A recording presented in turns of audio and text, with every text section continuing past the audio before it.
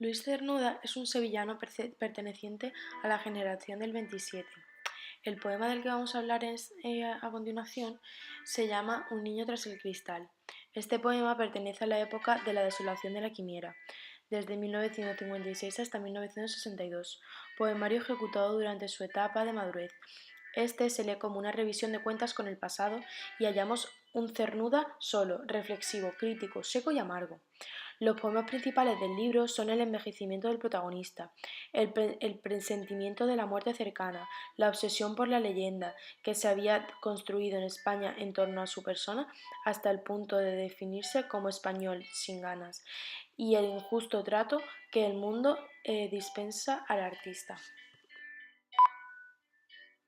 El tema de este texto es la etapa de niñez, en lo cual no hay preocupaciones, mirada y añoranza cariñosas al estado anímico de un niño que a punto está de separar la infancia. Este poema narra cómo un niño, el cual puede ser el propio Cernuda, mira llover tras un cristal de su habitación al anochecer. El chico ya ha llegado del colegio y decide leer y dar rienda suelta a su fantasía. El poeta describe cómo las horas pasan sin importarle. Él está solo en su cuarto. En ese estado aún está en el mundo de la infancia donde aún no hay experiencias determinantes. No hay anhelos ni envidias, pero tiene la vida al acecho, es decir, con las preocupaciones y los problemas que tendrá en un futuro esperándole. Este poema contrasta el presente del niño con algunas palabras como luz, que representa lo que es ahora, que es muy bonito todo, y otras como oscuridad, para representar el futuro que viene asociado a los problemas y preocupaciones futuras. Es un poema descriptivo de un niño recogido en su habitación que a solas ve cómo anochece mientras se entretiene con un libro. Desde el punto de vista métrico, nos encontramos con un poema con versos libres, uso que fue frecuente por los escritores del grupo del 27. El poema, por otra parte, presenta una verificación sencilla, con muchos versos de arte menor. Se trata de un texto escrito en versos formados por 4 estrofas de 5 versos cada una, y un verso final que por su significado funciona como conclusión o idea principal. Los versos son libres, es decir, no miden lo mismo ni riman entre ellos.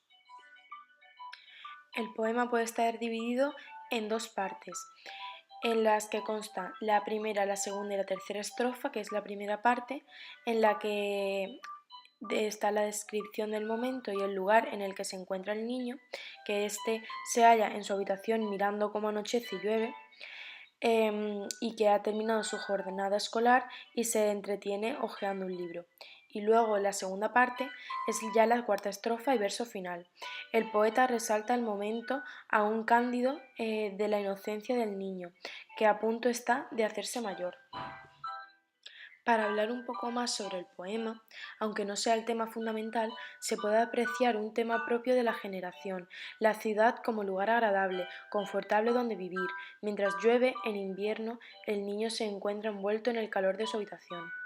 El último verso es una metáfora cuyo significado real encierra la idea fundamental del poema. No es fácil de interpretar.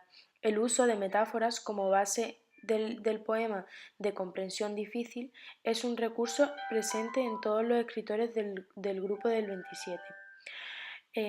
Por último, podemos observar un tema peculiar de Luis Cernuda, la soledad en la que se encuentra el niño, encerrado en su cuarto, ensoñando y viendo cómo cae la lluvia. Las principales figuras literarias son el hiperbatón, que aparecen en el verso 16 y 18. Vive en el seno de su fuerza tierna, todavía sin deseo, sin memoria, el niño. Pro- eh, Posposición del sujeto niño después de un sintagma verbal largo. Deseo por parte del poeta de prolongación de la etapa infantil al resaltar en primer lugar características de este momento. Un paralelismo en el verso 17, todavía sin deseo, sin memoria, sin presagio. Repetición de la misma estructura sintáctica.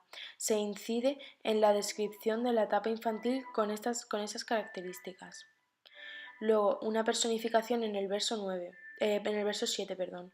La habitación a solas le envuelve tibiamente. El confort de la habitación, su calor, le protege de la lluvia y viento que hace fuera. Símil en el verso 9. El visillo, como una nube. La blancura y dibujos del visillo le parece al niño una nube.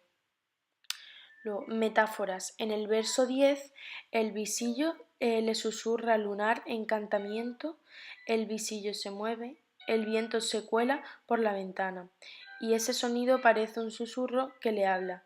Se resalta la soledad del niño, le habla el visillo, le protege la habitación. En el verso 12 es ahora la tregua, descanso, evasión de las tareas del colegio.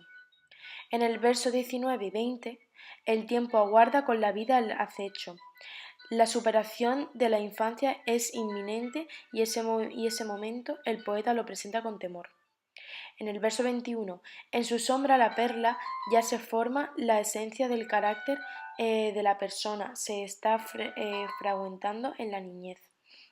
Esa sensación de soledad y otros rasgos se harán realidad de mayor. Metonimia en el verso 11. El colegio se aleja. Las tareas, el trabajo del alumno para estar atento y rendir en el colegio. Se utiliza el nombre del centro escolar por lo que se hace en él. Enumeración, verso 14 y 15. La noche, el sueño, las horas sin medida. Tiempo que transcurre hasta volver al colegio. Con la expresión horas sin medida se resalta la libertad de esos momentos en contraposición a la disciplina del colegio. En definitiva, podemos observar un tema peculiar de Luis Cernuda, la soledad en la que se encuentra el niño, encerrado en su cuarto, ensoñado y viendo cómo cae la lluvia.